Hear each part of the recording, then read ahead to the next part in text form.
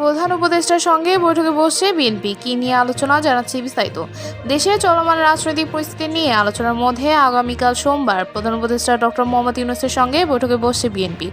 আজ সোমবার বিএনপির স্থায়ী কমিটির সদস্য সালাউদ্দিন আহমেদ গণমাধ্যমকে এ তথ্য জানিয়েছে।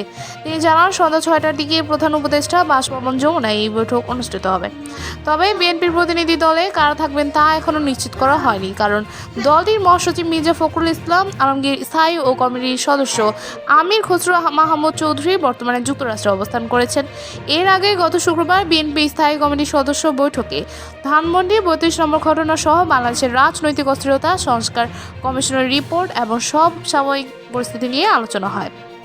সেখানেই প্রধান উপদেষ্টার সঙ্গে বৈঠকের সিদ্ধান্ত গৃহীত হয়। এ বৈঠকে বিএনপি নির্বাচন, রাজনৈতিক সংকট এবং সরকারের ভূমিকা নিয়ে আলোচনা করতে পারে বলে ধারণা করা হচ্ছে। এখন দেখার বিষয়, এই বৈঠকের পর দেশের রাজনৈতিক পরিস্থিতি কোন দিকে মোড় দেয়। এই ছিল সর্বশেষ আপডেট। নতুন নতুন আরও আপডেট পেতে আমাদের সঙ্গেই থাকুন। ধন্যবাদ।